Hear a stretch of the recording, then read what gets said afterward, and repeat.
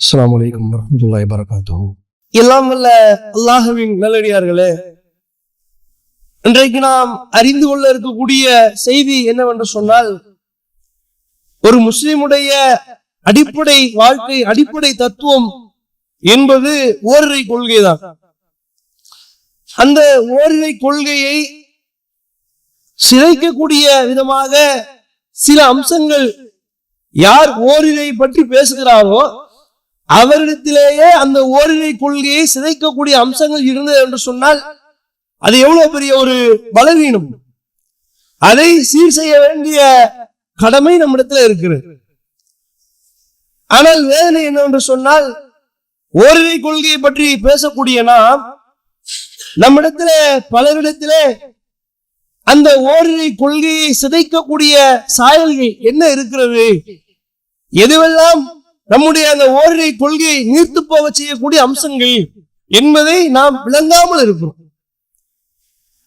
ஓரிரை கொள்கையை ஏற்றுக்கொண்ட இடத்துல என்ன வாசகம் எல்லாம் பயன்படுத்தக்கூடாதோ, அவருடைய நாவுகளிலிருந்து என்ன வார்த்தை எல்லாம் உதிர்க்க கூடாதோ அதையெல்லாம் உதிர்க்கக்கூடிய அம்சங்களை நாம் பார்க்கிறோம்.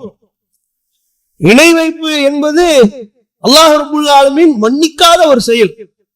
எதை வேணா அல்லாஹ் மன்னிச்சிருவான், எதை வேண்டுமானாலும் அல்லாஹ் தான் நாடியோருக்கும் மன்னித்து விடுவான், ஷிர்கை தவிர, இணை வைப்பை தவிர. அப்ப இந்த இணை வைப்பை பற்றி சொல்லும் பொழுது அல்லாஹ் நம்மளுக்கு குர்ஆன்ல சொல்லக்கூடிய சில செய்திகளை பாருங்களேன்.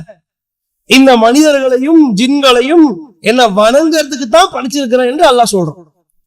நாம் படைக்கப்பட்டதே, இந்த பூமிக்கு அனுப்பப்பட்டதே அல்லாஹ்வை வணங்குவதற்காகத்தான். அல்லாஹ்வை வணங்கணும், அதுக்காக அல்லாஹ் பூமிக்கு அனுப்பி இருக்கிறான். ஆனா அந்த அடிப்படையிலிருந்து நாம் மாறு செய்து விட்டால் நமக்கெல்லாம் ஒரு கேள்வி எழலாம். நாம தான் அல்லாஹ்வுக்கு ஷிர்க் வைக்கிறது இல்லையே, அப்படிதானே? நாம தாயத்து கட்டுவது கிடையாது, தர்காவுக்கு செல்வது கிடையாது, சிலை வணக்கத்துல ஈடுபடுவது கிடையாது, இரண்டு அல்லாஹ் என்றால் சொல்வது கிடையாது. இந்த அம்சங்கள்லாம் நம்மள்ட்ட இல்லையே. அப்ப ஷிர்க பத்தி வேற என்ன புரிஞ்சுக்க வேண்டிய அம்சம் இருக்குது என்று ஒரு கேள்வி எழலாம். இப்படி இந்த கேள்வி எழுத இங்க இருந்துதான் நாம் புரிந்து கொள்ள வேண்டும், இங்க இருந்தா ஒரு விஷயத்தை நாம் விளங்கிக் கொள்ள வேண்டும். ஷிர்க் என்று சொன்னால் வெறும் சிலை வணக்கமோ, அல்லாஹ்வுக்கு இணையாக ஒரு நபரை கொண்டு வந்து நிறுத்திவிட்டு வணங்குங்கள் என்று சொல்வதோ அது மாத்திரம் ஷிர்க் கிடையாது. அதுவும் ஷிர்க் தான். அல்லாஹ்வுடைய தூதரவங்க இரண்டாக பிரித்து வைத்திருக்கிறார்கள், நமக்கு சொல்லி கொடுத்திருக்கிறாங்க. ரசூலுல்லாஹ் பிரிக்கலன்னா நாம பிரிக்க வேண்டாம். ரசூலுல்லாஹ் பிரிச்சிருக்கிறாங்க. எப்படி பிரிச்சிருக்கிறாங்க? பெரிய இணை வைப்பு, சிறிய இணை வைப்பு, ரியா என்று சொல்லக்கூடிய சிறிய இணை வைப்பு. ரசூலுல்லாஹ் சொல்றாங்க, நான் அஞ்சுறேன். இந்த சமூகத்தின் மத்தியில நான் அஞ்சக்கூடிய செய்தி என்னவென்று சொன்னால், மற்ற விஷயங்களை எல்லாம் விட நான் அஞ்சக்கூடியது எங்க சிறிய இணை வைப்பு நம் மக்கள் மத்தியில் ஏற்பட்டு விடுமோ என்று நான் அஞ்சுகின்றேன் என்று அல்லாஹ்வுடைய தூதர் ஸல்லல்லாஹு அலைஹி வஸல்லம் அவர்கள் சொல்லுகிறார்கள். அப்ப யார்கிட்ட சொல்றாங்க? உங்களுக்கும் எனக்கு மாத்திரம் சொல்லல, சஹாபாக்கள் மத்தியில இந்த செய்தியை சொல்றாங்க. அவங்க எல்லாம் ஓரிரை கொள்கையை ஏற்றவங்க தான். அதுக்குதான் போர் செஞ்சாங்க, உயிர் நீத்தாங்க, தியாகம் பண்ணாங்க, எல்லாம் பண்ணாங்க. அந்த சஹாபாக்கள் சொல்லப்படுகிறது, சிறிய வகை இணை வைப்பு உங்கள்கிட்ட வந்து விடுமோ என்று நான் அஞ்சுகிறேன். நாம பயப்படணுமா இல்லையா? கேள்வி அதுதான், செய்தி அதுதான். ஷிர்க பத்தி என்னங்க எங்களுக்கு பாடம் எடுக்கிறீங்க என்று கேட்டால் நமக்குத்தான் பாடம், இது மத்தவங்களுக்கு கிடையாது. நல்லா புரிஞ்சுக்கணும். ஒருத்தன் அல்லாஹ்வே இல்லைன்னு சொல்றான், அவனுக்கு இந்த பாடம் கிடையாது. ஒருத்தன் கடவுளே இல்லைன்னு சொல்றான், அவனுக்கு இந்த பாடம் கிடையாது. ஒருத்தன் தொழாம இருக்கிறான், அவனுக்கு இந்த பாடம் கிடையாது. யார் பள்ளிவாசல் தொடர்போடு அல்லாஹ்வை நம்பி தொழுகையாளியாக, நோன்பாளியாக, ஹஜ் செய்யக்கூடியவர்களாக நம்முடைய வாழ்க்கையை அல்லாஹ்வை சார்ந்து அமைத்துக் கொள்ளுகின்றோம் என்று சொல்லக்கூடியவர்கள், மறுமையை எதிர்பார்த்து வாழக்கூடியவர்கள், சோளத்தை எதிர்பார்த்து வாழக்கூடியவர்கள், அவர்களுக்கு தேவைப்படக்கூடிய அம்சம் தான் இந்த செய்தி, நமக்கான செய்தி. நம்ம சிறுக்கு வைக்க போறது இல்ல. ஆனா சிறுக்குடைய இந்த சிறிய அம்சம் இருக்குது, இதுவும் என்னத்தை கொடுக்கும்? சரி, பெரிய சிறுக்குன்னு சொல்றீங்க, அது நரகத்தை கொண்டு போய் சேர்க்கும், நிரந்தர நரகம். சிறிய சிறுக்கு என்ன? சொர்க்கத்துல வாசல்ல கொண்டு போய் நீங்க நிப்பாட்டிக்க உள்ள போவாதுன்னு சொல்லப்படுமா? சிறிய சிறுக்கு தானே. சொர்க்க வாசல் நிப்பாட்டிக்கிட்டு சொர்க்கத்தை மட்டும் பாத்துக்கப்பா, நீ எல்லாம் நம்பின, சிறிய சிறுக்கு தான் இருக்கு, அதனால உனக்கு நீ நரகத்துக்கு எல்லாம் போவானா என்று சொல்லப்படுமா? ஏன் இந்த செய்தி ரொம்ப பாரதூரமான செய்தி என்று சொன்னால், அதுவும் நம்மை நரகத்திற்குத்தான் அழைத்து செல்லும். நரகத்தில் அவனை தூக்கி போடுங்கள் என்று அல்லாஹ் சொல்லுவான். அல்லாஹ்வுடைய கட்டளை இருக்கிறது. அல்லாஹ் சொல்லி காட்டுகின்றான், என்னை தவிர வேற யாரையும் வணங்காதீர்கள். அல்லாஹ் உன்னை தவிர வேற யாரையும் வணங்கல. ஆனாலும் கூட நம்மிடத்துல சில அம்சங்கள் வந்து விட்டது. என்ன அம்சங்கள்? அந்த அம்சங்களை சொன்னால் விளங்கும் நமக்கு. நம்மள்ட்ட என்ன மாதிரியான அம்சங்கள் எல்லாம் இந்த சின்ன இணை வைப்புல இருக்கிறது என்பதை நான் சொல்லக்கூடிய செய்திகளை கொண்டு நம்ம அப்படியே கோரிலேட் பண்ணிக்கலாம். என்கிட்ட இருக்குதா இல்லையா? ஆமா, இது என்கிட்ட இருக்கிற, நான் சரி பண்ணணுமே என்ற செய்தி என்ற புரிதல் நமக்கு ஏற்படும். அல்லாஹ்வுடைய தூதர் அவர்கள் பாருங்க, இந்த சிறிய வகை இணை வைப்புல ஒரு செய்தியை நமக்கு சொல்லுகிறார்கள். இது ரொம்ப முக்கியமான செய்தி. என்ன செய்தி? முகஸ்துதியை பற்றிய ஒரு செய்தி. என்ன முகஸ்துதினா என்ன? அடிப்படையா முகஸ்துதினா எல்லாம் கேள்வி போட்டிருப்போம். என்ன முகஸ்துதி என்று சொன்னால், ஒருத்தர் தொழுதுட்டு இருக்கிறாரு. அந்த தொழுகை யாருக்காக வராரு? ஒழு செய்யறாரு, பள்ளிவாசலுக்குள்ள வர்றாரு, ஒழு செய்து விட்டு துவா ஓதி விட்டு அல்லாஹ் அக்பர் என்று தக்பீர் கட்டி விட்டு தொழுகிறார். யாருக்காக வந்தார் பள்ளிவாசலுக்கு? அவருடைய மனைவிக்காகவா? அவருடைய தோழர்களுக்காகவா? நீங்க எதுக்காக வரல? அல்லாஹ்வுக்காக வந்தார். அப்படிப்பட்ட ஒரு நபர் தொழுகிறார். தொழுது கொண்டிருக்கும் பொழுது பக்கத்துல ஒருத்தர் வந்து நிற்கும் பொழுது யாரோ ஒருத்தர் கவனிக்கிறார் என்பதற்காக தன்னுடைய தொழுகையை எவன் சரி செய்து கொள்கிறானோ அவன் நாசமாயிட்டு. அங்கதான் வருது சிறு, அங்கதான் சிறிய இணைப்பு. நான் தொழுகிறேன், இறைவனுக்காக வேண்டி தொழுகிறேன், அதுக்காக வேண்டி நேரத்தை ஒதுக்கி வந்துட்டேன். வந்த பிறகு இவர் பார்க்கிறார் என்று என்னுடைய தக்பீரை நான் சரி செய்து கொண்டு அப்படின்னு நேரா நின்று சொன்னா அங்கதான் சிறுக்கு, அங்கதான் இந்த ரியா வரும், அங்கதான் சிறிய இணை வைப்பு வரும். அப்ப இதை நாம் புரிந்து கொள்ள வேண்டும். பிறருக்காக முகஸ்துதிக்காக செய்யக்கூடிய காரியங்களை பற்றி அல்லாஹ்வுடைய தூதர் அவர்கள் எச்சரிக்கிறார்கள். எப்படி எச்சரிக்கிறார்கள்? அழகா சொல்றாங்க. ஒரு 2 வரிகளை சொல்றாங்க அல்லாஹ்வுடைய தூதர். எவன் விளம்பரத்திற்காக நற்செயல் புரிந்தாரோ அவருக்கு விளம்பரம் கிடைச்சிடும். சரிங்களா? விளம்பரத்துக்காக நற்செயல் செய்வது என்று சொன்னால் மற்றவங்க பார்க்கணுன்றதுக்காக வேண்டி எவன் விளம்பரத்துக்காக வேண்டி செய்யறானோ அவனுக்கு அந்த விளம்பரம் கிடைத்து விடும். எவன் முகஸ்துதிக்காக வேண்டி நற்செயல்கள் புரிந்தாரோ அவருக்கு அல்லாஹ் ரப்பல் ஆலமீன் அவரை அம்பலப்படுத்துவான். எப்படி?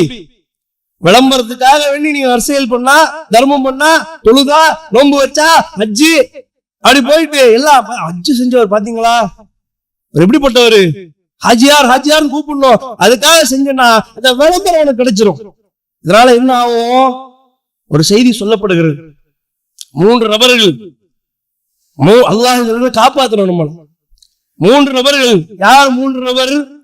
ஒரு நபர் யார் என்று சொன்னால் பெரிய ஒரு வீரர். எப்படிப்பட்ட வீரர்? சாதாரணமா சும்மா இங்க 1000 ரூபாய் கொடுத்து ஜிம்ல சேர்றாரு அப்படிப்பட்ட வீரர் கிடையாது. ஜிம்ல சேர்ந்துக்கிட்டு மசில்ஸ் பில்டப் பண்றாரு அவர் கிடையாது. இங்க சொல்லப்படக்கூடிய வீரர் யார் தெரியுமா? இவர் அல்லாஹ்வுடைய பாதையில் போய் நின்று மறுமையில் அவரை கூப்பிட்டு நிப்பாட்டி வச்சு அல்லாஹ் விசாரிப்பான் இந்த வீரரை. என்ன விசாரிப்பான்? என்னப்பா, என்ன விஷயம், என்ன செஞ்சுட்டு வந்திருக்கிற? யா அல்லாஹ், எனக்கு நீ வீரத்தை கொடுத்த, எனக்கு நீ கொடுத்த வீரத்தை வைத்து உன்னுடைய மார்க்கத்திற்காக நான் உயிர் தியாகம் செய்து விட்டேன். ஷஹீது. நம்மளாம் ஏங்குறோம்ல, நமக்கெல்லாம் ஷஹீதுடைய அந்தஸ்து கிடைக்குமா என்று ஏங்குகிறோமே, அந்த அந்தஸ்து கிடைத்து விட்டதாக நினைத்து ஒரு மனிதர் மறுமையில் அழைக்கப்படுகிறார், பேசிக் கொண்டிருக்கிறார், அல்லாஹ்வோடு உரையாடுகிறார். அந்த நேரத்தில் இறைவன் சொல்லுவான்,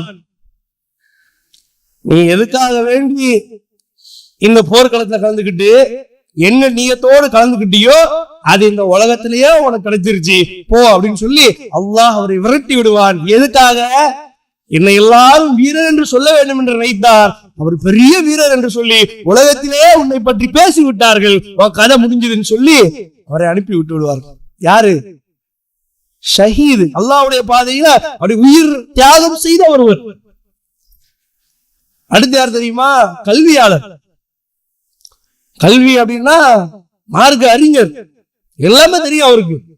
அவருக்கு தெரியாத விஷயம் உண்டா அப்படின்ற அளவுக்கு அவர் கல்வியும் கத்துக்கிட்டாரு.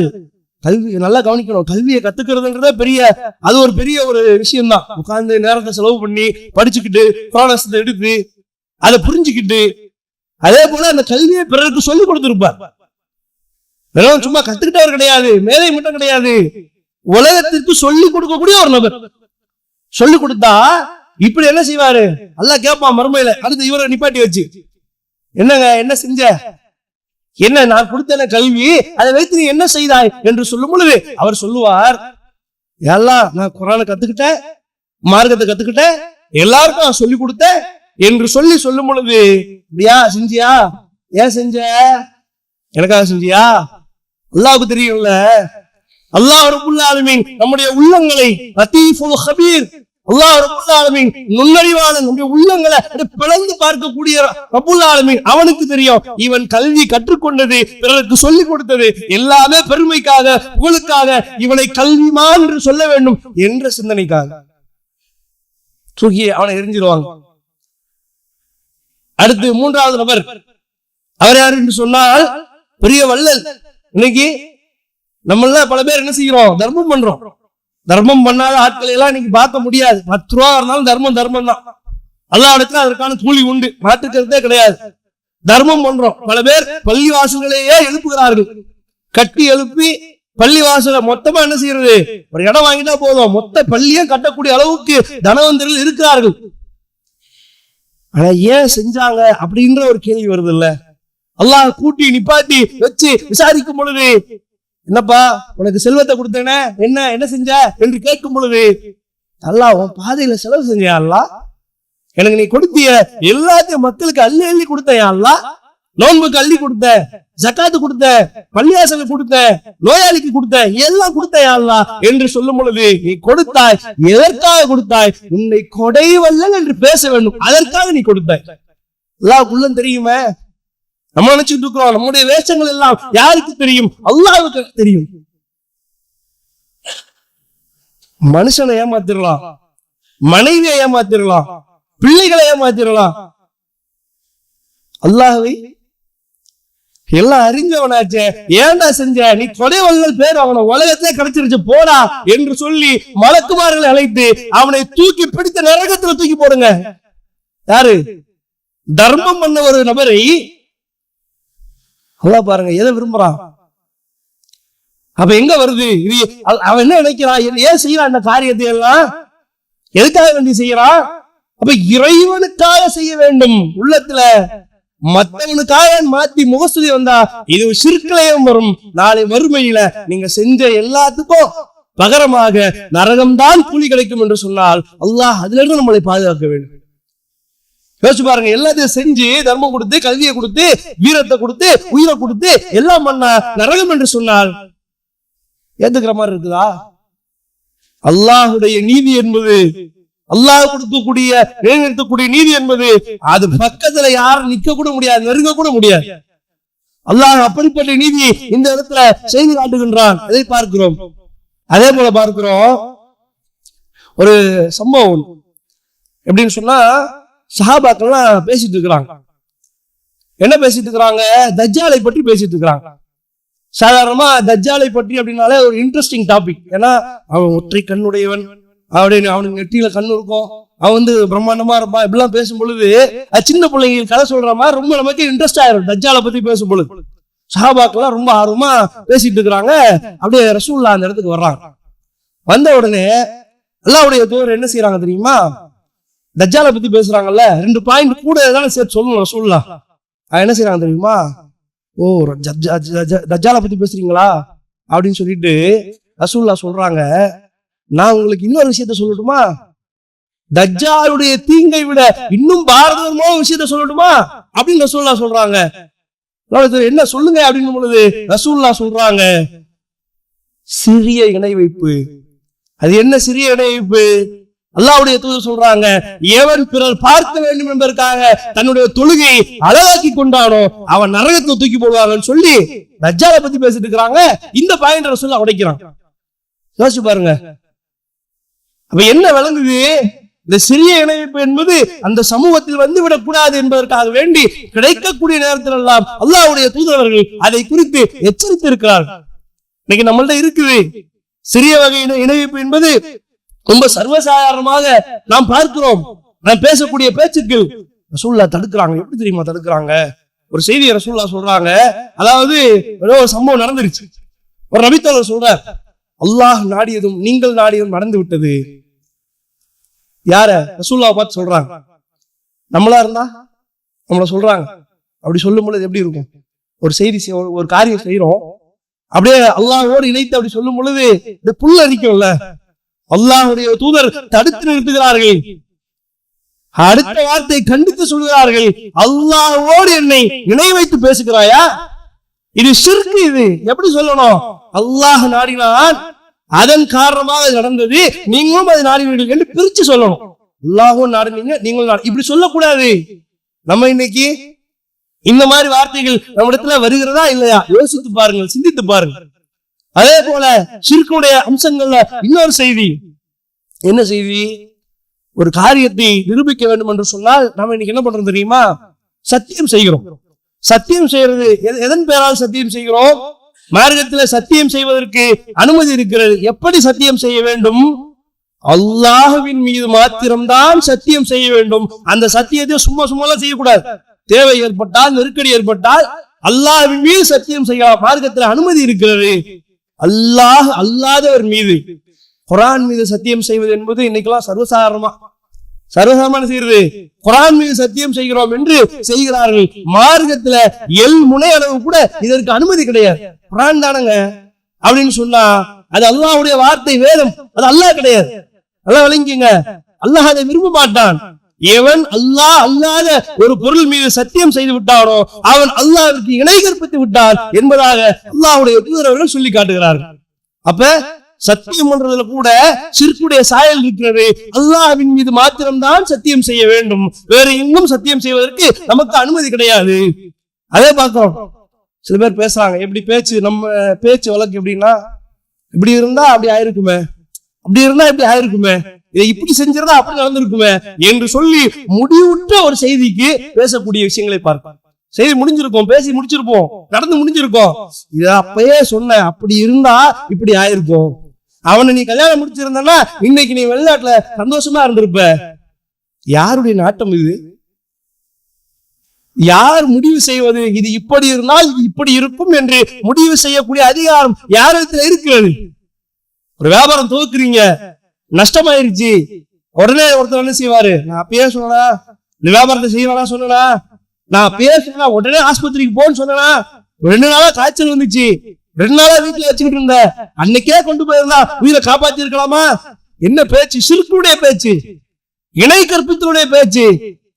நீ அப்பயே ஆஸ்பத்திரி கொண்டு போயிருந்தாலும் 1 மணி நேரத்துக்கு முன்னாடியே வந்திருந்தா, 1 மணி நேரம் இல்ல 10 மணி நேரத்துக்கு முன்னாடி நீ ஆஸ்பத்திரியில உட்கார்ந்துரு, நீ ஐசியூல உட்கார்ந்துரு, எல்லா ப்ரொடெக்ஷனோட உட்கார்ந்துரு. உனக்கு மவுத் வருவதை தடுக்க முடியுமா என்று பார்த்து சொல். உட்காந்துக்க, ஐசியூல உட்காரு, வெண்டிலேட்டர்ல உட்காந்துக்க, தடுக்க முடியுமா உன்னால? மவுத் வருகிறது என்று சொன்னால் வரும். ஆக்சிடென்ட் ஆகி தலை எல்லாம் பிஞ்சு, அப்படி கிடையாது மவுத்து. சும்மா கீழே மேல இருந்து ஒரு சின்ன டப்பா கீழே விழுந்தா கூட எல்லாம் மவுத்தை கொடுப்பான். யாரும் தடுக்க முடியாது, யாரும் காப்பாற்ற முடியாது.